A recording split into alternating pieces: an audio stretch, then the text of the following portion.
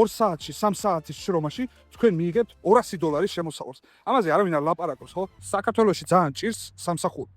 შეიძლება სამსახური არ ჭირს, მაგრამ იქიდან გამომდინარე, რომ ნეპოტიზმია და იქიდან გამომდინარე, რომ შრომა საათი არის ძალიან დაბალი ანაზღაურებისა, ჭირს ისეთი სამსახური, რომლითაც კმაყოფილებას ნახავს უმეტესი წილი მასა ადამიანების.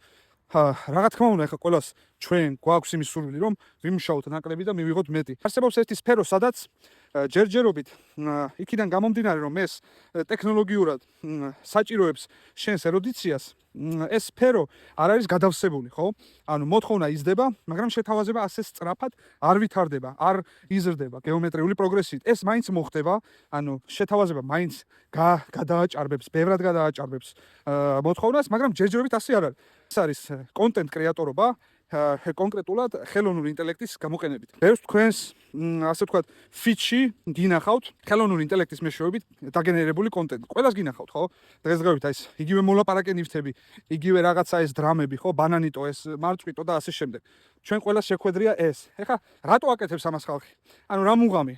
ანუ რადგან ყველას შეხვედრია, რადგან ჩვენ ყველამ ვიცით ეს კონტენტი, ესე იგი ამ კონტენტმა ჩვენამდე როგორღაც მოაღწია, ხო? რატო აწყობს ალგორითმს უშუალოდ თუნდაც TikTok-ის, თუნდაც Instagram-ის ალგორითმს, რატო აწყობს რომ ჩვენ ამას უყუროთ? იმიტომ რომ ამით ჩვენი retention-ით იკვებება ალგორითმი, ანუ ჩვენი ყურადღებით. ალგორითმს ეს აწყობს შესაბამისად თანხობრივ რაღაცა ანაზღაურებას აძლევს ამ უშუალო კონტენტის შემქმნელს. ეს ყველაზე მიზერული და ერთ-ერთი ყველაზე პატარა სფერო, სადაც თქვენ შეგიძლიათ უშუალოდ მოღვაწეობა. მე პირადად მაქვს pipeline-ი, ვიღებ შეკვეთებს ევროპაში, ვიღებ შეკვეთებს რუსეთში, ვიღებ შეკვეთებს თუნდაც იგივე ამერიკიდან. ძალიან მალე მე უკვე შემსრულებლის დონიდან გადავალ დონეზე, როდესაც მე ვერ ავუვალ ამ ოდენობა შეკვეთებს, ხო? იმიტომ რომ ხარისხი ამ უშუალო კონტენტში არის უპირველეს ყოვლისა, ხო? ჩვენ ყველას გვინახავს ძირითადი მასა არის უხარისხო slop, AI slop-ი, რაღაცა brain-როთები, რაც საბოლოო ჯამში ადამიანებს ბეზრდება და ყურებადი არ არის, ხო? ყურებადი არ არის ეს კონტენტი და საჭიროა ხარისხი. ამას ყველა არ აკეთებს, ვერ აკეთებს. ამას ჭირდება სხვანაირი მიდგომა, ამას ჭირდება სკილი, ამას ჭირდება ცოდნა. ხალხო, დაფიქრდით, ეს რეალური შემოსავალის ასე ვთქვათ, შესაძლებლობაა, ეს რეალური შესაძლებლობაა, სადაც თქვენ შეგიძლიათ დღეს შექმნათ ისეთი კარიერა და შეიქმნათ ისეთი სკილი, რაც ხვალ თქვენ გამოგკვებავთ. თქვენ რომ დღეს ეს არ გააკეთოთ, მე წინა ვიდეოშიც ვილაპარაკე. თქვენ რომ დღეს ეს არ გააკეთოთ, ხვალ ვიღაც სხვა ამას გააკეთებს. გავა 1 წელი, გავა 3 წელი და თქვენ უნდა თავში ხელები ირტყათ, რატო არ ვქენი მაშინ, როდესაც ეს ესეთი მარტივი იყო. ხო, გავიხსენოთ ბიტკოინი, გავიხსენოთ ნებისმიერი ოქროს ვარდნა, ხო? აი, რატო არ ვიყიდე ოქრო, როცა ესე იაფი იყო, ხო? ჩვენ ყველამ ვიცით.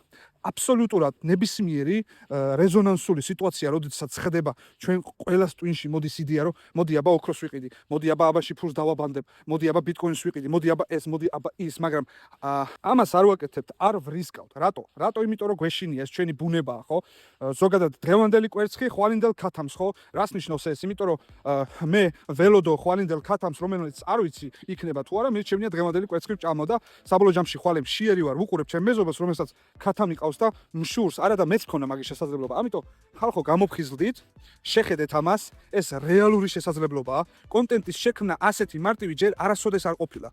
თქვენ შეგიძლიათ დღეში 10 ერთეული, 11, 15, 20 ერთეული კონტენტის შექმნა და ამის შედეგად ჩვეულებრივი შემოსავლის ჩამოყალიბება. 1 წუთი production-ის კონტენტის საფასური არის $150, $180, $200.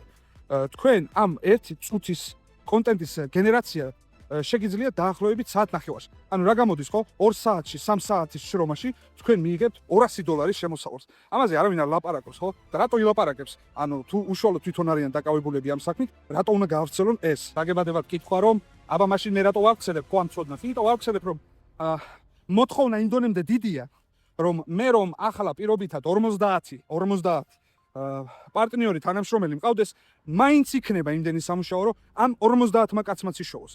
ანუ ეს არის ჩვეულებრივი ადამიანის ღორობა, როდესაც მე არ ასე ვთქვათ ვავრცელებ ამ შესაძლებლობას, რომ სხვა არ იშოვოს ის, რისი შოვნა მეც შემიძლია. ეგრე არ არის. მე დღეს რომ პირობითად მყავდეს პარტნიორი, ხო?